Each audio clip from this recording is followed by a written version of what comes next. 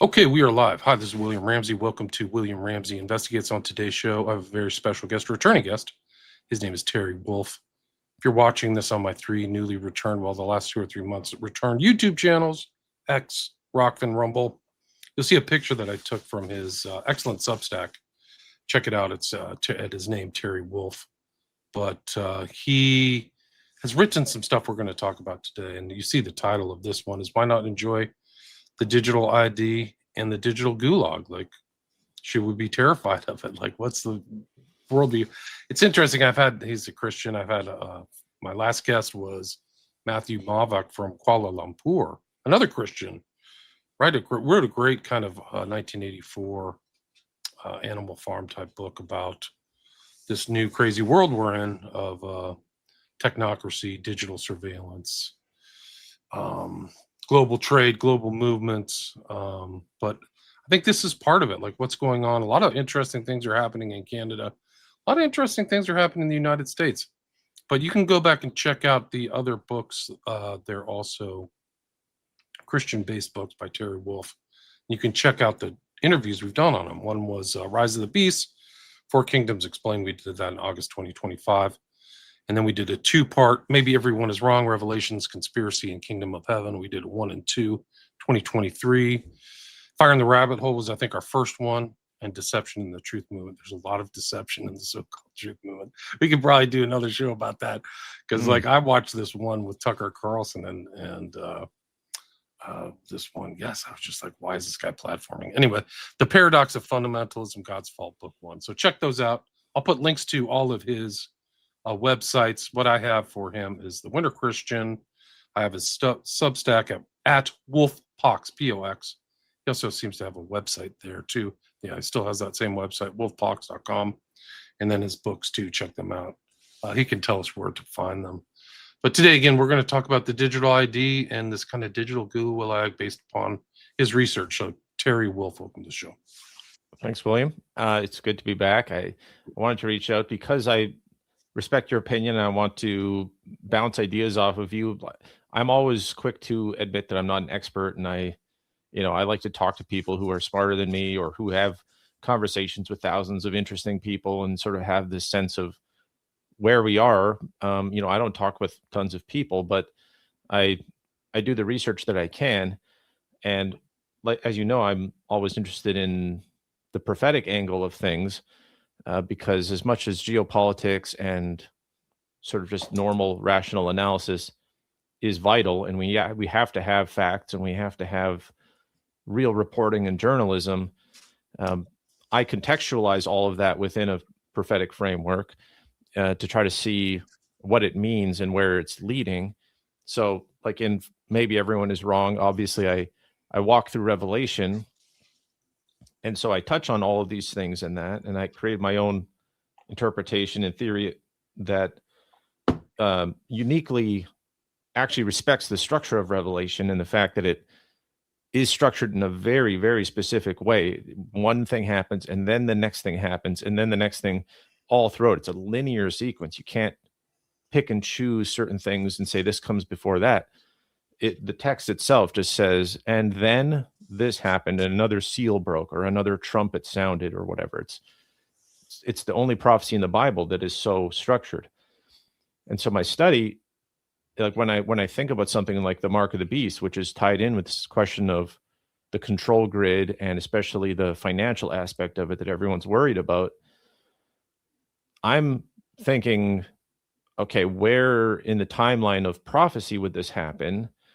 How does it tie in with the warnings that were given about taking the mark of the beast? Because there's only a certain point in Revelation where taking the mark of the beast is explicitly said to condemn a person to an eternity of torture.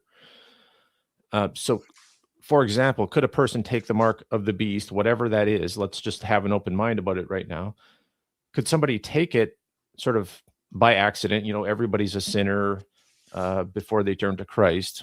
So, presumably people could take it and then change their mind and become a Christian. When does the real warning and punishment and the point of no return happen? And so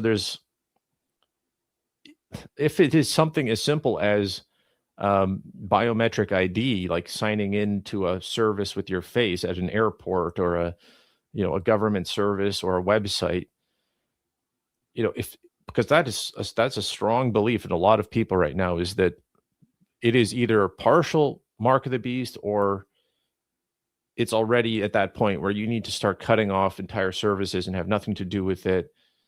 And I'm trying to talk to people and get their sense of, like, I get the hype, I get the danger, I get the invasion of privacy, the centralization of data and government and Palantir and Larry Ellison and these psychos, billionaires who are collecting all the data in the surveillance state. But specifically when it comes to like Christian rhetoric, you have to be very careful once you start mentioning the mark of the beast, because it is, like I point out in my article here, how to enjoy digital ID and gulags. It's one of those things that whatever it is, whatever that mark of the beast really is, it can condemn a person to an eternity of torture according to scripture. So if you say that somebody is taking it or doing it, you're kind of saying that they're going to go to hell forever, which is not something we should do lightly. And so it has the potential to completely disrupt churches. If half the congregation does something innocuous and practical and pragmatic, and they're just sort of like, well, whatever, I used to have to use my second factor authentication by getting a text message on my phone, but now I just scan my fingerprint or something. And then, the preacher says, this is the mark of the beast, and anybody who takes it is damned to hell forever. Even if you're a Christian, because that is the logic of this, is that even a Christian who is born again and is saved by Christ, there's still this extra test now of whether you take the mark of the beast. And so for me, it doesn't get more serious than the mark of the beast and figuring out what it is. And I wrote a article that you have there on the screen, Undo the Mark of the Beast Brainwashing, July of last year, where I just kind of go through how I think people have been misled and mistaken about the mark of the beast. And a lot of Christian authors and a lot of well-meaning people, I've gone to prophecy conferences and listened to them. They're knowledgeable and they're trying to warn about a new world order, control grid, surveillance state kind of thing. And so I think they just find it invigorating and sort of like it's a good selling point to warn people about, like, hey, by the way, this is the mark of the beast, so don't take it. And to me, that's a gross leap of a conclusion and dangerous rhetoric, because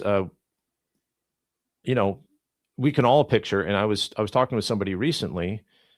I don't know if you know who Hervoy March is. I'm guessing. Of course, he's the one who introduced me to you. That's right. I remember that now. It's been a while. I was just chatting with him online yesterday. So I was talking with him about this, and I mentioned this example of like some old church lady who signs up for all this stuff just because it's convenient, and she doesn't follow conspiracy theory, podcasts and YouTubes and stuff like that. So she just signs up for it, and she doesn't know any better. But she's still the same exact person she was for 60 years, being in church and serving God. But now you're going to say that she's taking the mark of the beast and she has endangered her soul. It doesn't make sense. It wouldn't be just for God to have this line in the sand that's almost invisible, that if you cross that line, now suddenly you're going to hell. And he actually gave me an example. Hervoy March gave me an example of somebody he knew who fit that description like perfectly, and was doing biometric sign-in at different stuff, and was recommending it to other people because it was convenient and all this kind of stuff. And then I'm like, okay, well then Now we're already at that point, and I know because I enjoy Substack a lot. Substack, because of the Australian and UK laws about this stuff, it's not theoretical anymore. People are having to sign in with some sort of digital ID in order to access certain content, in order to be a paid subscriber, in order to post certain content, whatever. And so I don't know. What do you think in terms of what you've seen and what people are talking about? Is it even a conversation? Because I see it a lot, maybe just because of the circles that I travel in.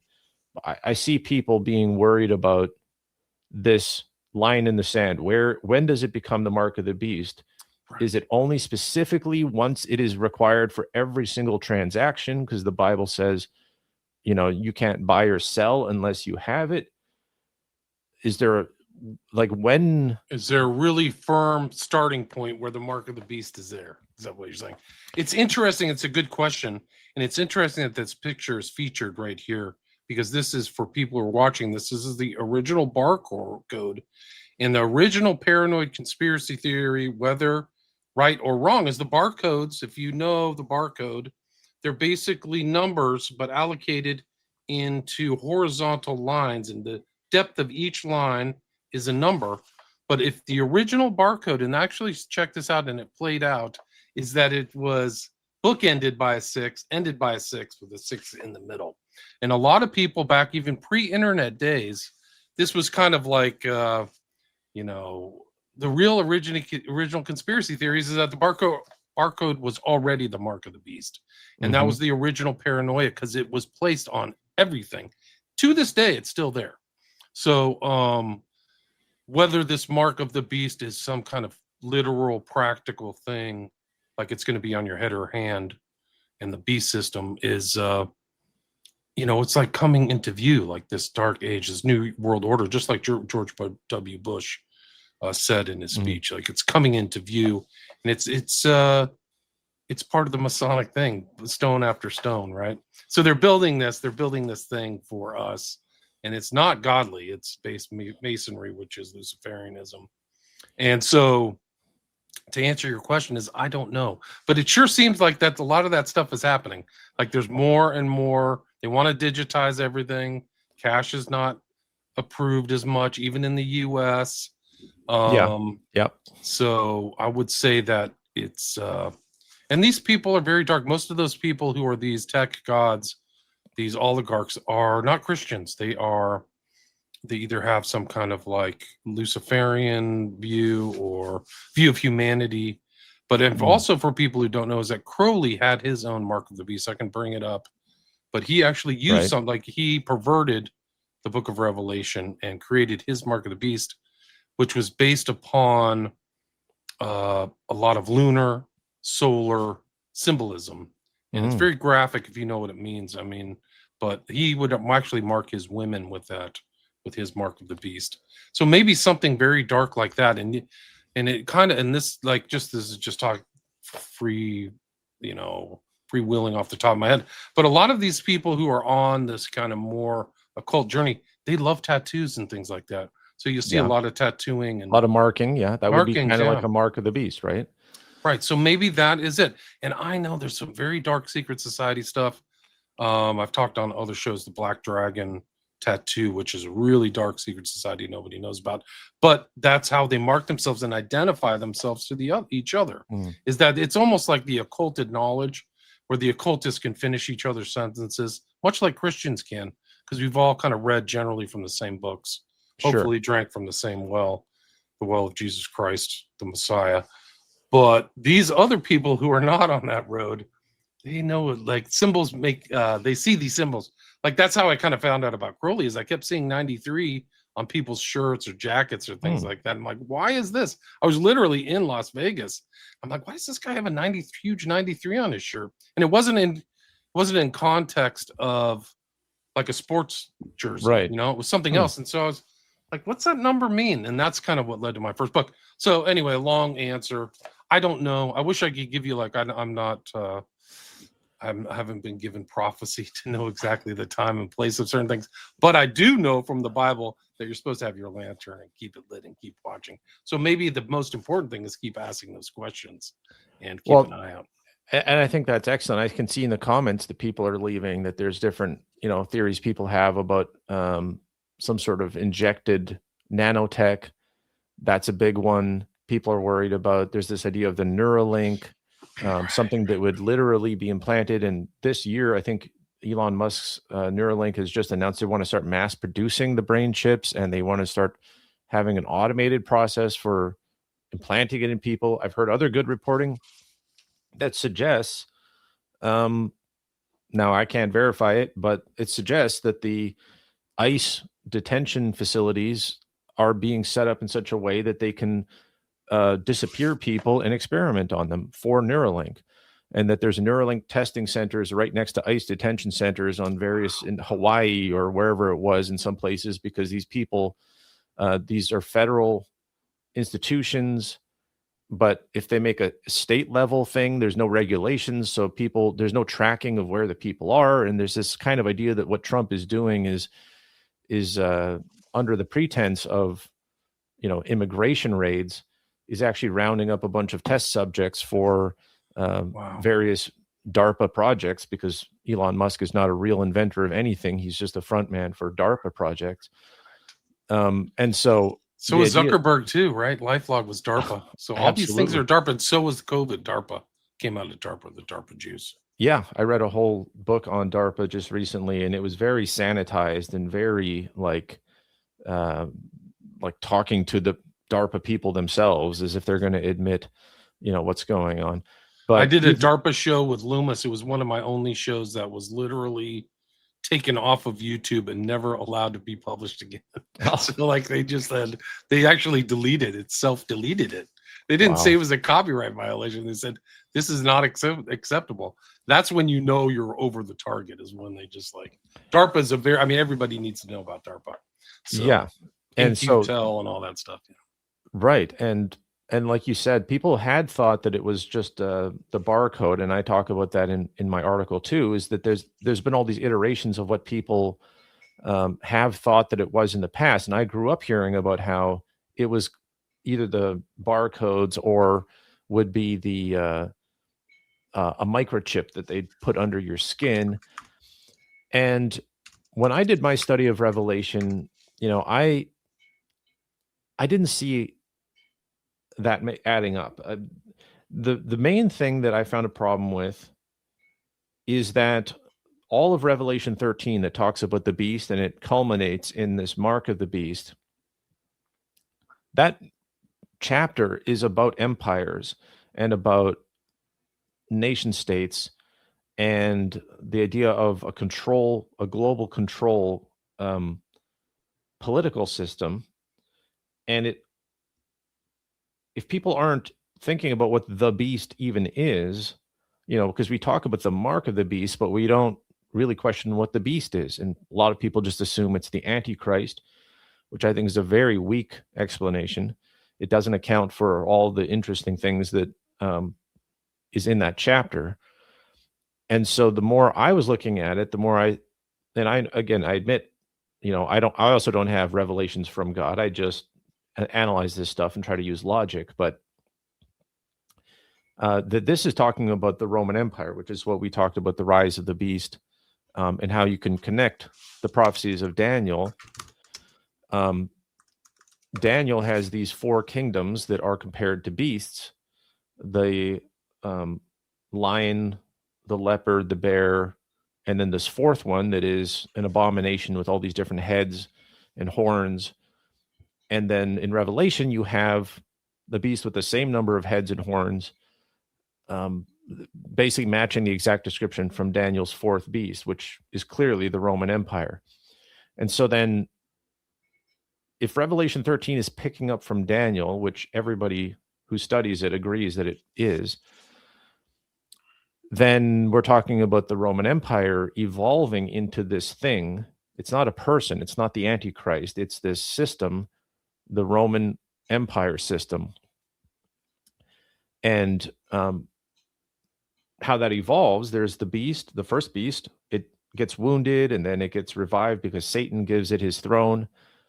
The second beast is different. It's actually, it has two horns like a lamb, and it speaks like the first beast. It gives glory to the first beast. Okay, so if we just unmask the symbolism there and we say the first beast is the Roman Empire, then what would be this second thing that comes by and glorifies the first thing while having two horns like a lamb? And we know that the lamb represents Jesus Christ, but it is satanic. It speaks satanically. It has the mouth of a dragon in Revelation 13.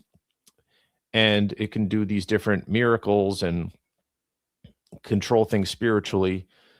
So in Revelation, in Maybe Everyone Is Wrong, I walk through how I believe that that is the Roman churches, the two horns being the Eastern and Western Roman churches, the Orthodox and the Latin, the Vatican.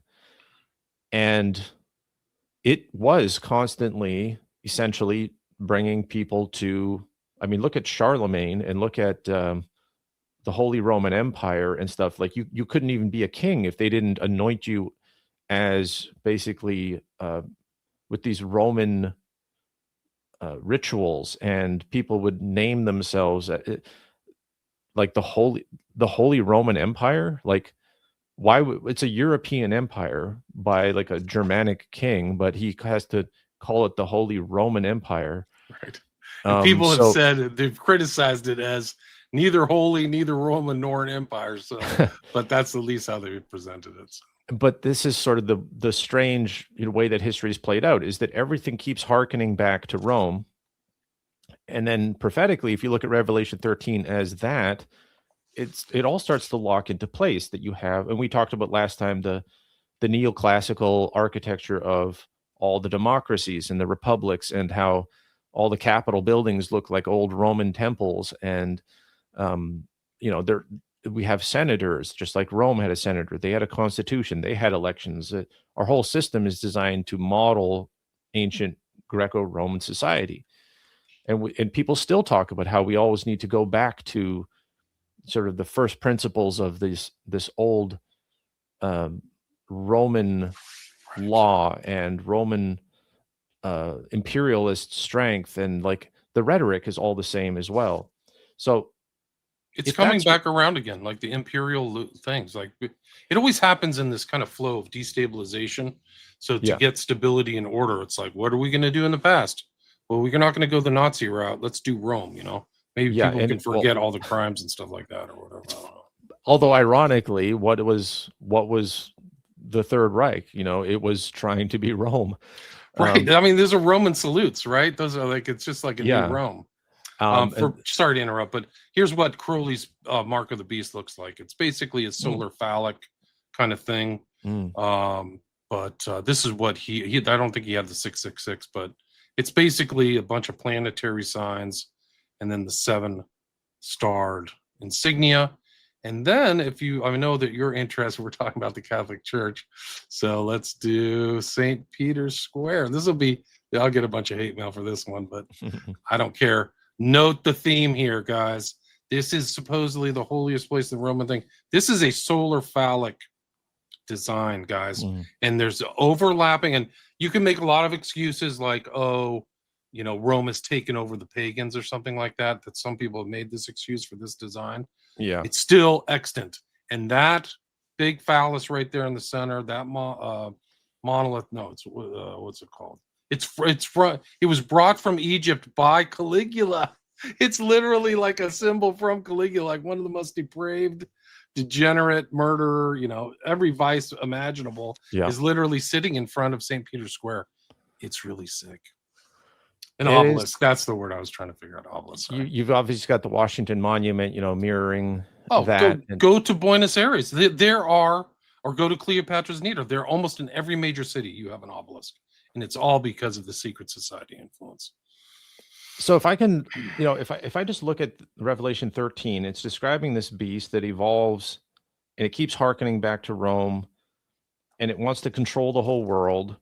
if we accept any part of that as already having been fulfilled, and that is true, that in God's, because it doesn't matter what we think about it. We're trying to understand what God thinks about it. That's the point of prophecy, is you don't have it right unless you have it from a perspective where you're respecting why God would care about this. And so the idea of Rome conquering and then becoming a spiritual empire through the Catholic Church, what happens with the Renaissance, which literally means revival or rebirth?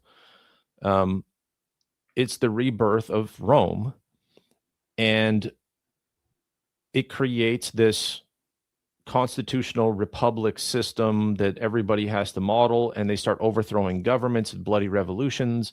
They kill the Christian monarchs, the Protestants, and they start instituting these liberal democracies.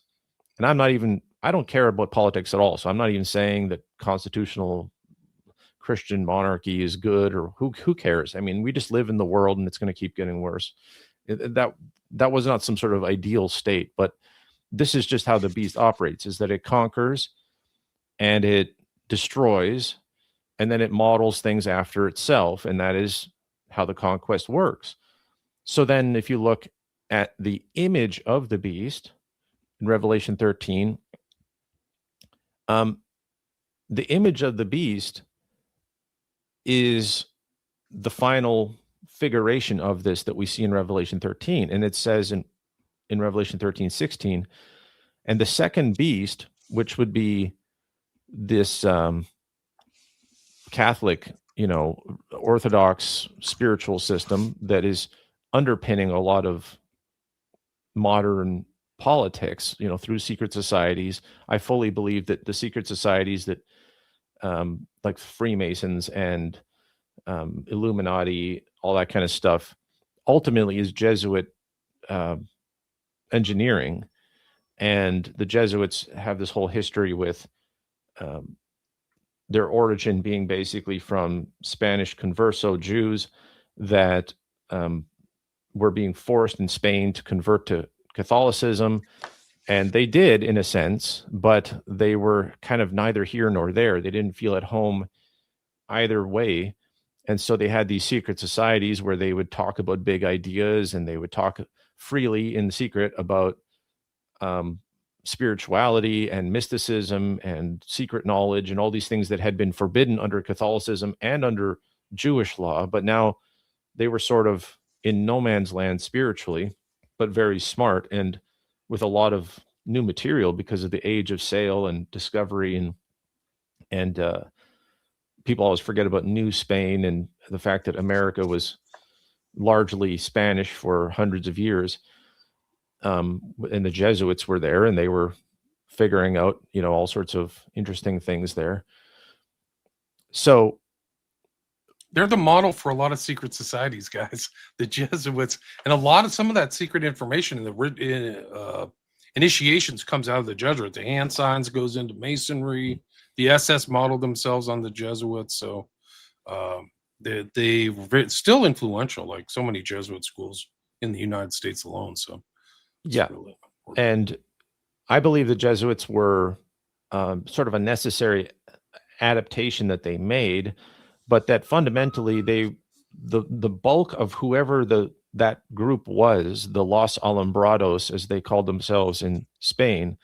Los Alumbrados means the illuminated. It's the same thing as the Illuminati. And you can look at the Inquisition records, and Ignatius Loyola, the founder of the Jesuits, was repeatedly investigated as being a member of Los Alumbrados.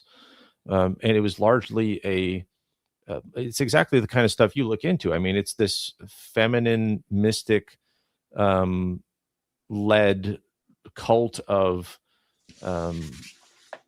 ecstatic states and inducing alternative consciousness and trying to combine Jewish Kabbalah in there in order to contact angels. And, but it was done in this sort of way that was pretending to be Catholic. And that's how they kind of evaded the Inquisition, is by always saying that it was the Holy Spirit that they were talking to. And they believed that if you were in this enlightened state, if you were illuminated, alumbrados, if you became illuminated, you couldn't commit sin anymore, no matter what you did. And so they could do the most depraved, satanic black masses and, ritual sexual abuse and human sacrifice or whatever, and they would say that's the Holy Spirit doing it, not me. So everything God does is good, so it's not a sin when I do it. Like this is the kind of satanic depravity they would get into. So I believe the majority of that group just kind of went underground and spread out to America through the New Spain or the rest of Europe. And the Jesuits were sort of this group that converted to an actual institution that could then go out as missionaries under disguise and plant seminaries and schools all over the world and be a spy agency and be basically the prototype for all the spy agencies we still have. Centralized everything. All the letters had to get sent to Rome.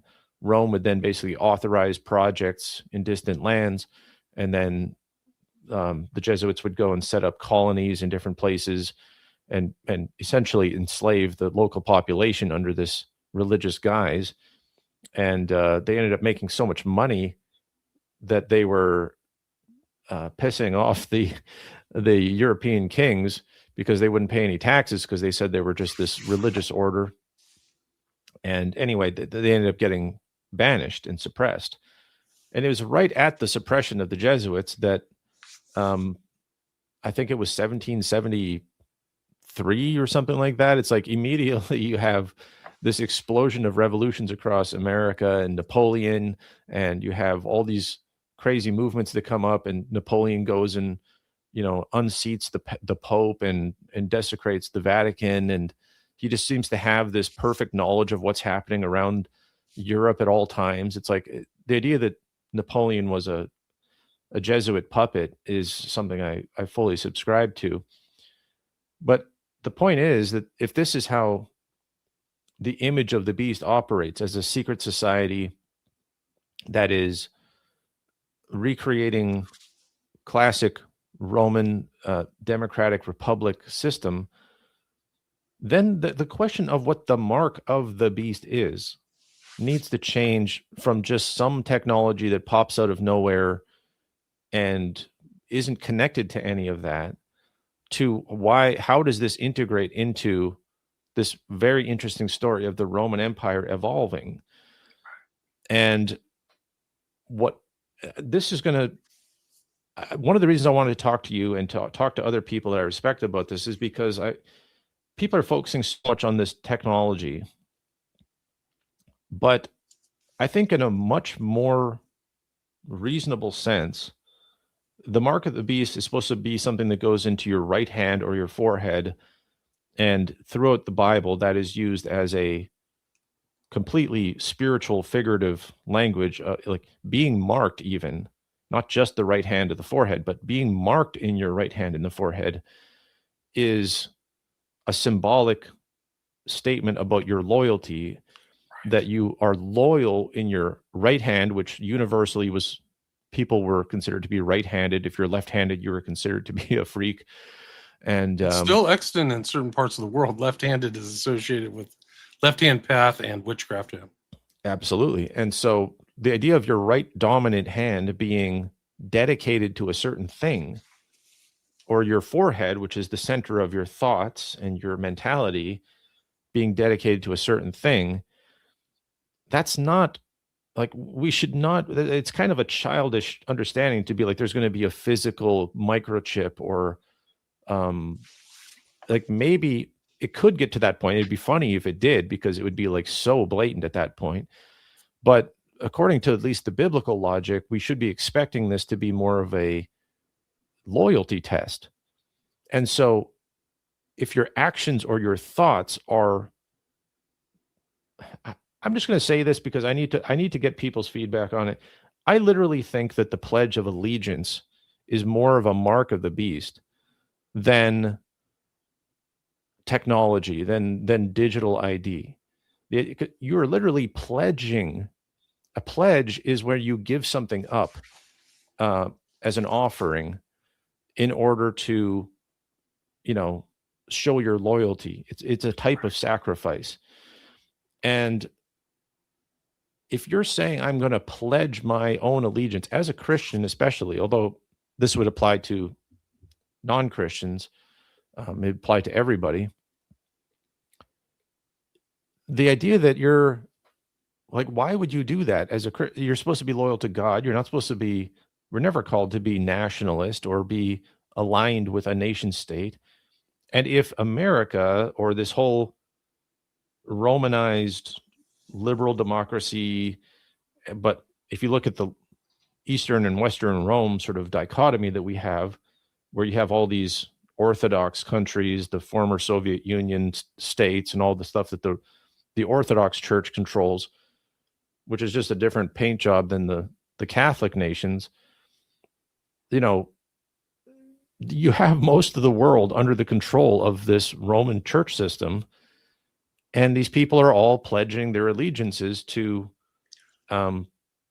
these nation states that are controlled by the beast. I don't know. It seems to me, I know I don't want to say people shouldn't be patriotic, but it's a literal pledge that somebody takes. Right. So doesn't it say in the Bible who takes the mark of the beast? So it's not like it's just there, like we're dealing with it because the barcode's there. Like we haven't made some official loyalty oath, like in the like Nazi Germany, you had to make an loyalty oath to Hitler, some kind of oath and all that stuff. So maybe that's like the depth. One of the interesting things is you can still see the right hand and the forehead in modern Judaism because the tefillin is your loyalty to the Old Testament, supposedly. Some of these Jews are not loyal, but they do it, and they're supposed to have this little Saturn box on their forehead. They mangle the interpretation by making it a physical thing. It's clearly, the Bible does say it's supposed to be on your right hand and in your forehead, and they just literally strap it onto themselves. Right. But and that's what Christ's whole thing was, is like, you guys wash the outside of the box, but not inwardly. We're not. And so that's one of his general Christian themes, is be suspect of all of the external artifices of Christianity, because they can become symbols and outside of the actual practice of the way of Christianity, in my opinion. So that's why I like it. Yeah. And Christ was, when he got in front of the Pharisees and the scribes, he just like insulted all their clothes and the way they walked around and their interest in money, their public praying, that they were so outwardly religious. Religiosity is a good way. Catholic Church is really good at religiosity. I grew up in the Catholic Church, so I know. Like when I read the Bible, I was like, "What are you guys doing? What are you guys doing?" That's why I'm 57. Like they never say in a Catholic Church, they never go into that part of the Bible where Christ upbraids the scribes and Pharisees. I've never heard. Really? They avoid it. It's almost like well, we don't want to ever talk. This is the bad side of Christ. He's very angry. So we don't want to go into that. But because I think, my opinion, it's self-condemnatory. They would be like, oh, we act like scribes. We're telling you what we think the Bible is. We're the intermediaries, much like, in my opinion, what the Pharisees and the scribes were back in the day. They would rewrite the Bible. Like if they didn't agree with something, we'll just take it out. Like, what the heck is going on? Right. So the Pharisees created what they called a hedge around the law, which is that there was the actual law of Moses, and then they would create what they called a hedge around it, so that if you went according to the Pharisees' traditions that they just completely made up on their own. Yeah, that's the oral tradition. That's the whole thing. There's still battles Talmud, within right. There's still battles within Judaism today. Some of the same battles that took place 2,000 years ago. And some of those people who are in political power today, people, are the same people Christ and the apostles fought against. They're the same type of ideology. It's not that much different. These are different labels. It's 2 millennia ago. No. It's the same issue. You make up rules for yourself. You write it all. You're not even, and even Stephen, before he was martyred, said the same thing in his testimonies. Like, you guys are just making this up. We've said the same thing over to you over and over again, And it's like they just never, and it's still the same Jews today. So sorry. I mean, even official Jewish scholars, they don't deny at all that the Pharisees directly evolve into the rabbinic system after the temple is destroyed and after Rome destroys Jerusalem.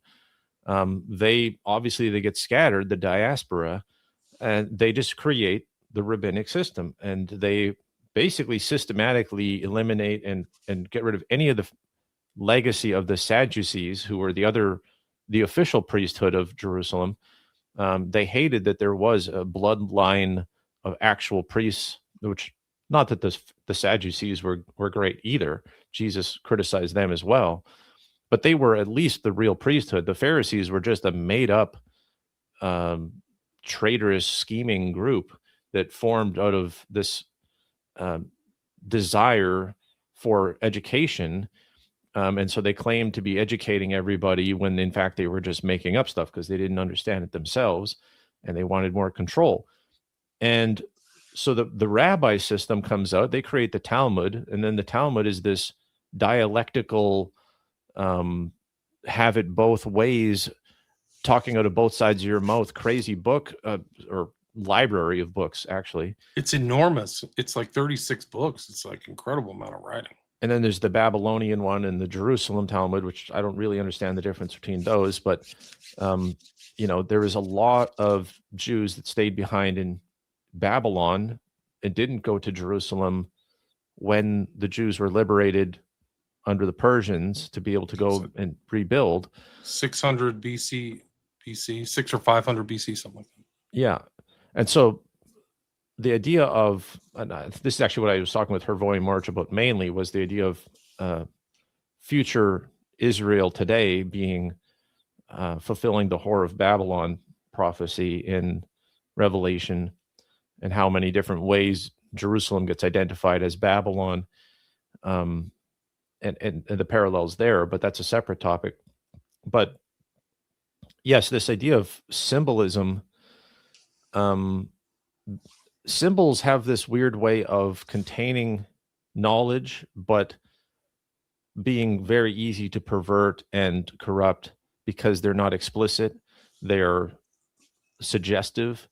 And so then you can have dual, triple, whatever, however many meanings you want in one symbol. And so a lot of the rituals that you have in the Catholic Church and in different places, they can look, let's just think you're talking about that monument in Peter Square. Yeah, well, it's actually you can look it up. It's the obelisk of the, what do you call it? One of the Roman emperors. So, and they're very proud of the fact that Little Boot, whatever his name is. It's like St. Augustine goes and writes about how basically we're going to go and, reshape the world with Christianity. And he's like, was he before or after Constantine? He was after him, right? I think so. And so he's basically justifying this idea of like a Christian imperial thing that is going to reform people, and Catholicism goes around and sort of meets everybody halfway. Like they basically adapt Christianity to appease whatever group they're going into. So then you have all these half Christian, half pagan situations, and they're proud of the fact that they got this heathen or pagan culture to start worshiping Jesus. But it's like, oh, you can still basically keep your holiday. We'll just say that it's about Peter or something, or we'll just take your God and we'll make it a saint in ours, or whatever. Like, it's the same thing to this day. Christmas and so many of these things aren't based upon the Christian calendar. And if you think of, and the reason I even focus on that at all is just because if you're trying to understand why the beast is so offensive to God, it is because God wants purity basically more than anything. That was the whole idea of holiness in the Old Testament already, is the idea of separation. That's why the temple at the tabernacle had these gates that you couldn't get into the next gate unless you were qualified for it. So there was an outer gate for like Gentiles, and then inside that there was a section just for women, and then there's another section for just the men, and then there's like another section for the priests, and then there's like the Holy of Holies that only the high priest could go into at like one time per year or whatever it was. And there's this idea of layers of separation, and that's what holiness means. It's why it's the holy of holies, is nobody can go in there. And so, and it's counterbalanced by beast, which is repeated over and over in the Old Testament and the New Testament. A lot of these people are with the beasts in the field. Nebuchadnezzar shoved with the beasts of the field. That's part of his punishment. yeah, you can see that theme, and it goes all the way to the book of Revelation. the beast being an unclean and sort of vulgar thing that is just sort of part of the world and is not separated.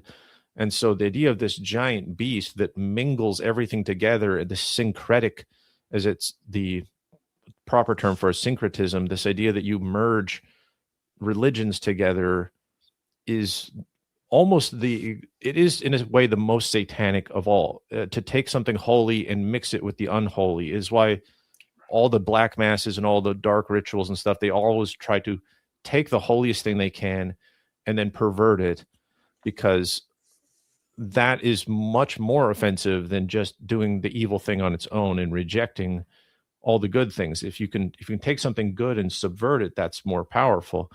Exactly. And the mark of the beast being this loyalty to this system that mixes everything together. I'm not saying it is the Pledge of Allegiance. I'm using that as an example of how something could fulfill this pretty easily without having any technology. And then people will ask, what about the buying and selling? I thought the whole point was you can't buy or sell if you don't have the mark of the beast, because it says, I'll just quote it, the second beast required all people, small and great, rich and poor, free and slave, to receive a mark in their right hand or in their forehead, so that no one could buy or sell unless he had the mark, the name of the beast, or the number of its name. So and then it goes on to say, here is wisdom. Let the one who has insight calculate the number of the beast, for it is the number of man. And that number is 666. And so obviously you have numerology, people going crazy over 666 as a code for all sorts of things. I don't particularly subscribe to that. My theory, I think I told it to you last time, has to do with it being the number of man, that it has to do with humanism and man being made on the sixth day and rejecting God and having an atheist worldview. 7, the number of completion, when God rests and everybody glorifies God for the fact that he created everything in 6 days. 6 is like humanity gets created. We're just going to have humanity. We're not going to stop and glorify God.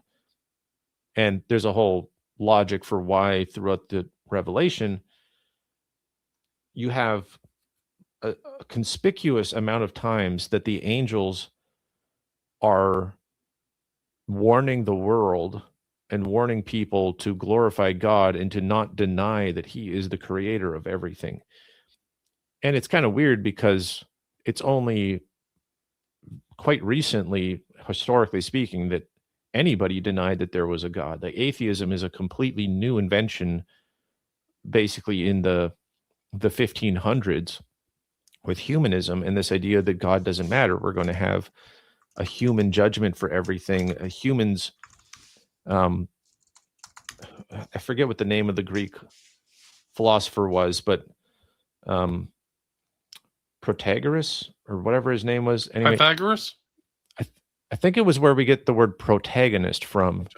So I think it might be Protagoras. But anyway, he said like man is the measure of all things or something.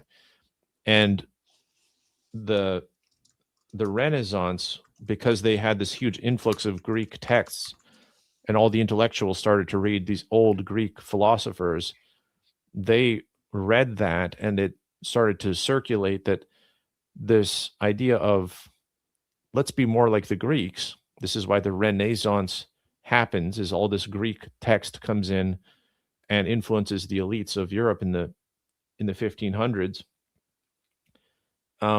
thus reviving the beast, reviving this Greco-Roman system.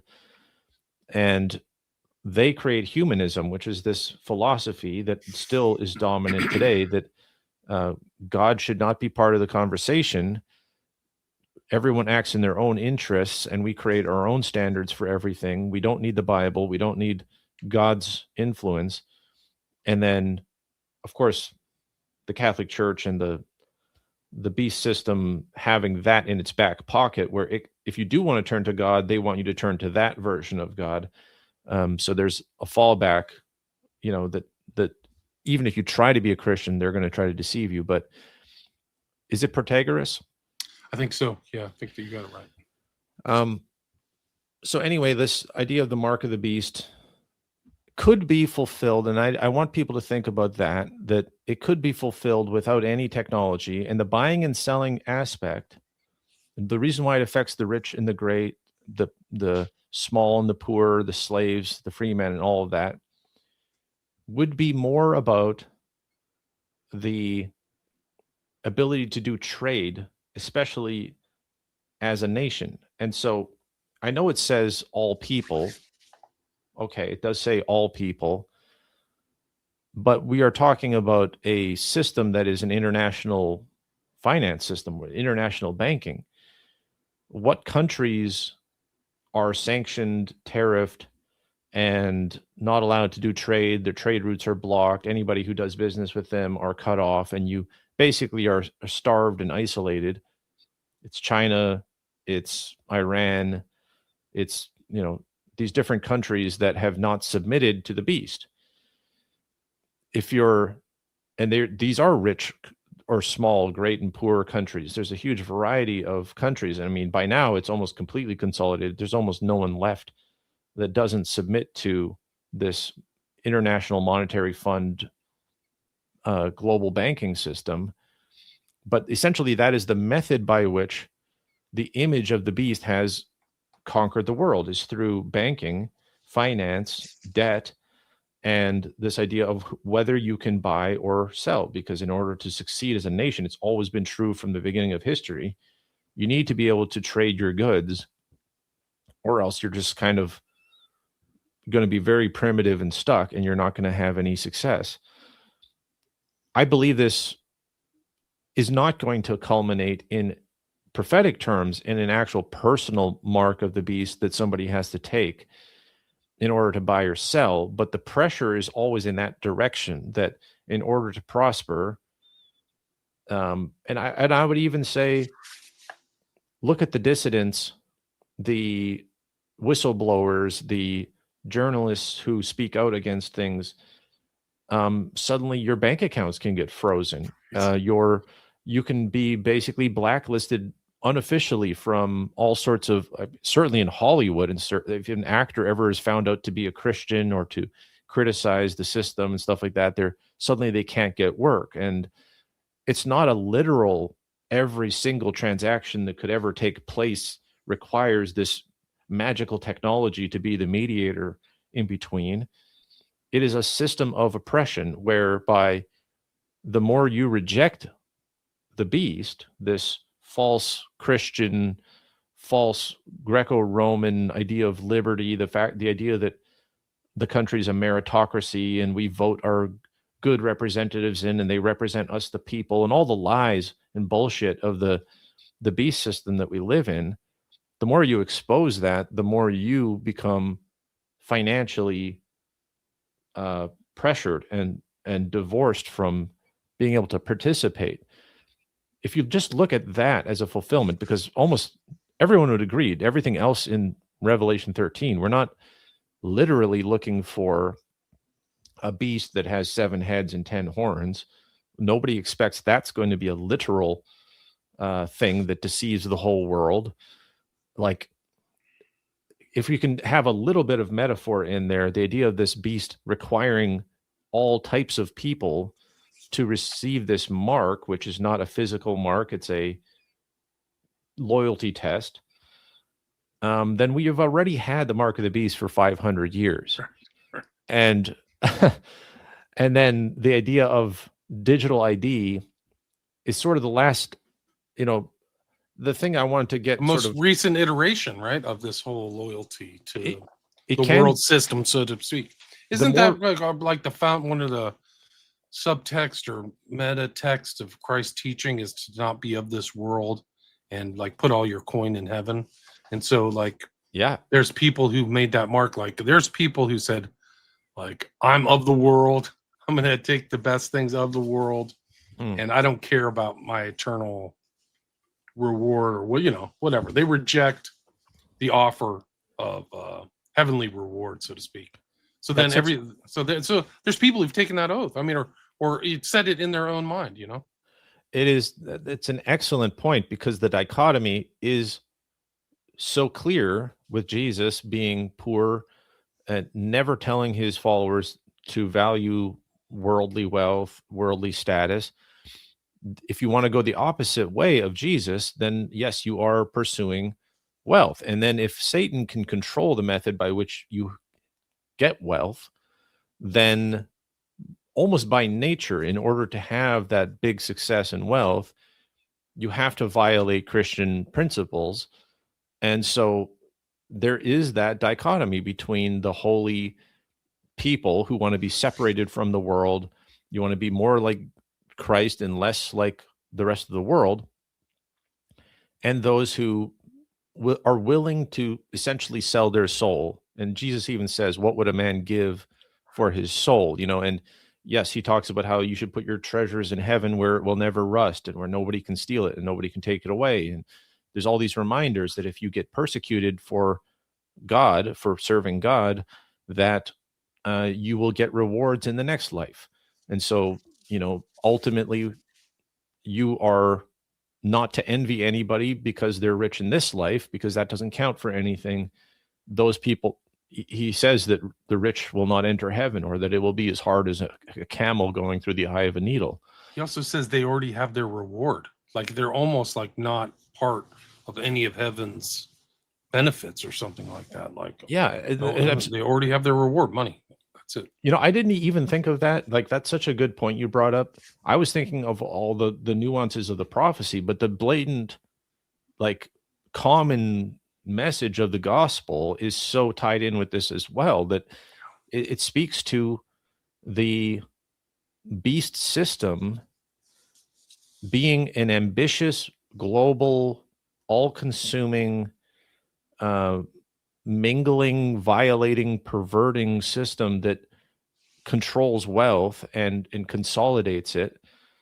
And the gospel and Christianity being this thing that is set apart, that Satan can never stamp out fully and can always sort of chase it around, but can't corner it, no matter how much power they have, and is always trying to lie about it and create a false version of it and lure people into that. And yeah, I that unlocks another appreciation I have for that, why God would give those kinds of warnings, why it culminates in a mark of the beast that's about controlling finances. It's not just about telling future generations like ours that watch out for this thing that's going to happen. It's so consistent with the rest. And then, you have, the whore of Babylon and being the epitome of the evil in the prophecy of Revelation. And what is it described as being? It's described as being a whore, meaning it fornicates with all these different kings. It is this woman that has no shame and is willing to do anything for riches, and it rides the beast. It rides this beast system. It gets a free ride, this parasitic relationship that it has with the beast, and it luxuriates in all of its wealth and all of its trade and all of its glory. And so even that is it's actually a consistent message throughout Revelation, that you have this contrast between those who are persecuted and staying true to the gospel, and those who are going along with the beast, like this whore of Babylon does ultimately. Doesn't she have a goblet with the blood of the saints too? Like, it's very dark. Like, absolutely. dark. And so it's this idea of this future city that is going to be completely depraved. It says she's drunk on the blood of the saints, actually. That's right. And she makes the kings of the world drunk as well with her fornication and with the blood. And so the idea of killing Christians, getting away with it, getting drunk on that you're probably familiar with the term duper's delight. This Yes, idea that sure. that you can, like, there's this sick satisfaction that deceivers get when they can trick a bunch of people and get away with a crime, and it's really hard to hide because it's such a visceral feeling within them. Imagine that on a national scale or a citywide scale of these elites who are doing this, and they can commit a genocide in broad daylight in 4K with an entire generation watching, and nothing happens to them. And then everybody who's allied with them, they're all on pins and needles. They're like, what's going to happen? Something has to happen. This has never happened before. There's been genocides before, bigger genocides in the Soviet Union and China and all that kind of stuff, but it's never been on social media before.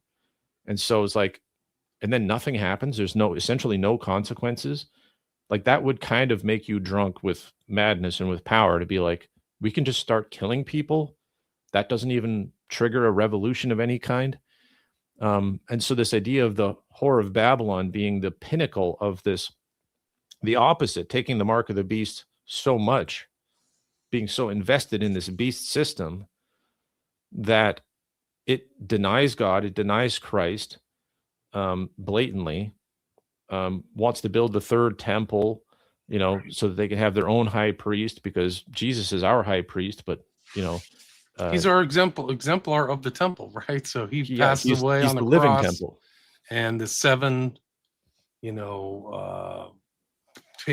seven seals, not seven seals, but seven veils split and crossed, right? So it's almost like a revelation. And they're already, for people who don't know, they tried to rebuild the temple, I think in the 4th century BC or AD, excuse me, and it was a complete catastrophe. And the guy basically gave up, and like all these things, horrible things happened when they tried to rebuild it. So some of this stuff, watching all these political leaders prostrate themselves, ostensibly Christians, in front of this wall that really doesn't have anything to do with the original temple, right? You should probably scratch your head. Like, that's a really, very important thing. We're at the hour mark. You want to take a few questions here? Yeah, I'd love to. Go. Let's go. This guy, this is JC. He says, but it seems obvious by now that Bitcoin was a big tech psyop to make the tokenization of everything seem like it had anything to do with liberating. Do you have any thoughts on that? Yeah, I totally think Bitcoin is a psyop in a sense. It is a DARPA technology, probably. Satoshi, whatever, fake person that they credit for that. My quick take on that is essentially that the people who are in charge right now, the Trump faction, what that represents is a military deep state that is trying to accelerate the collapse of the US dollar and collapse trade relations, collapse basically all traditions, the Constitution, everything at once, kind of sort of discredit and bring down all of it as fast as possible in order to trigger emergency powers, to justify a huge military crackdown, and what has been described as this Phoenix effect, where America will rise again from its own ashes and have this basically military martial law system.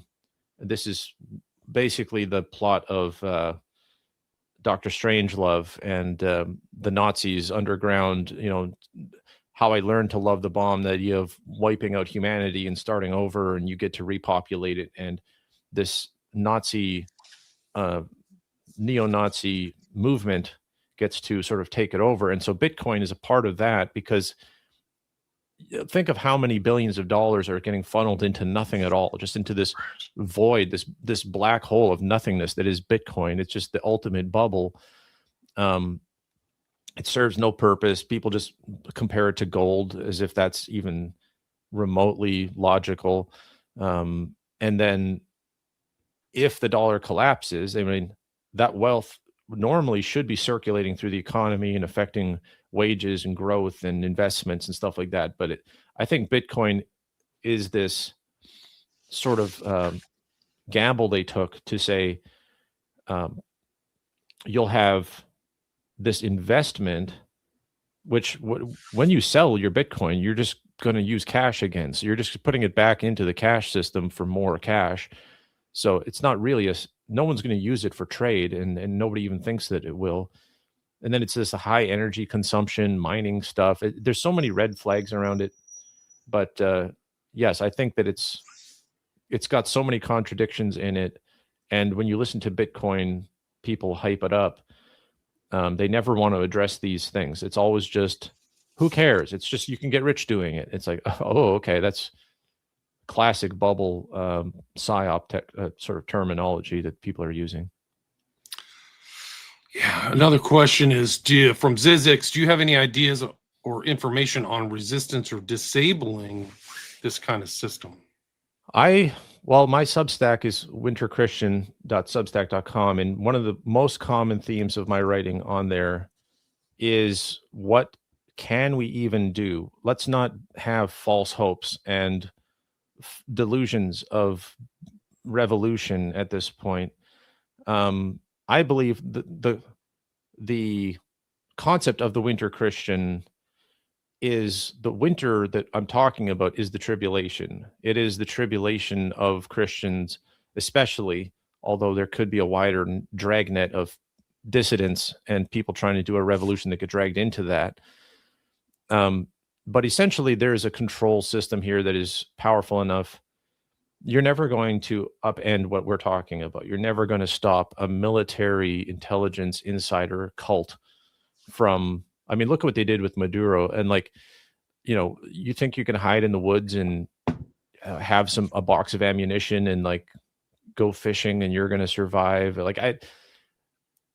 There's so many ways in which I have tried to, in a way, it's a very bleak outlook because it's like, you can't resist it. I think on a personal level, you can obviously minimize things. Like, I use Linux instead of Microsoft because I believe they're spying on everything, and they're constantly trying to do unethical things. I try to use services and promote good things instead of bad things.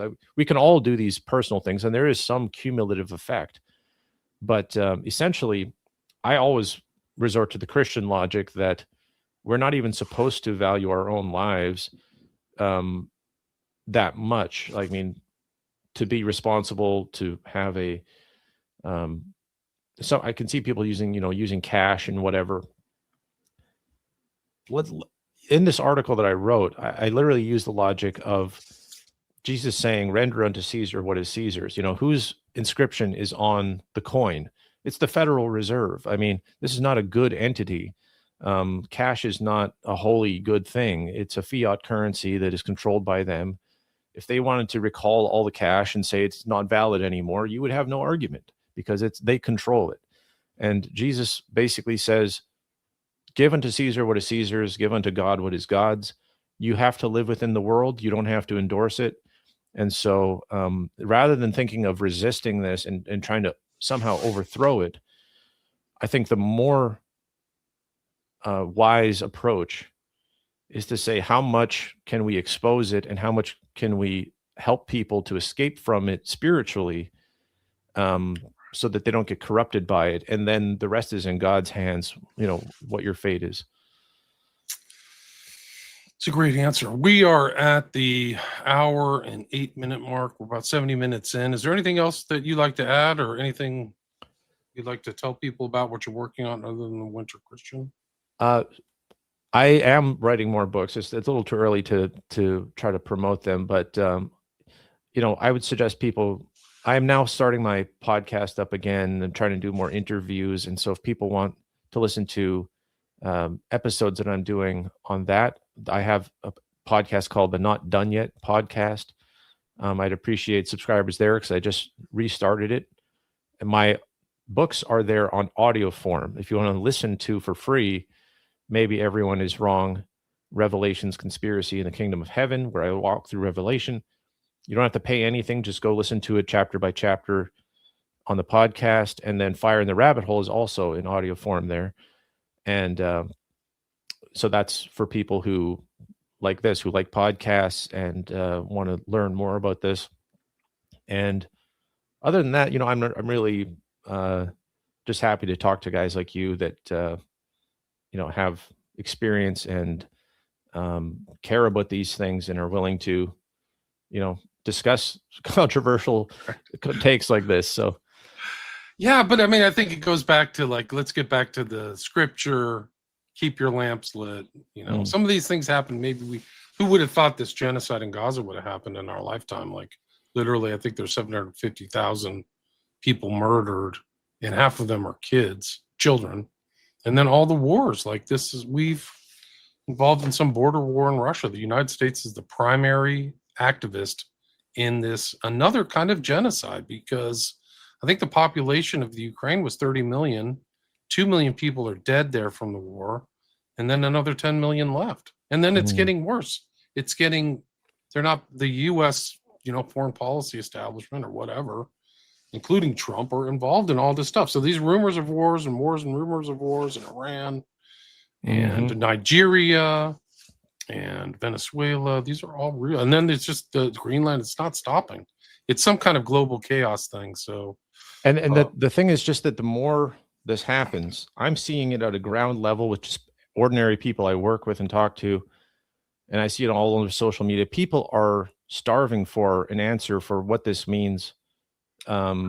In terms of geopolitics, yes, but then Christians are asking, what does it mean prophetically? And you get the Zionist versus anti-Zionist. There's a lot of completely unjustified generalization and hatred of Jews and just lumping all Jews together, even though they don't even realize that like most of Tel Aviv was protesting Benjamin Netanyahu for like 40 weeks straight in Tel Aviv. They were doing mass demonstrations against him.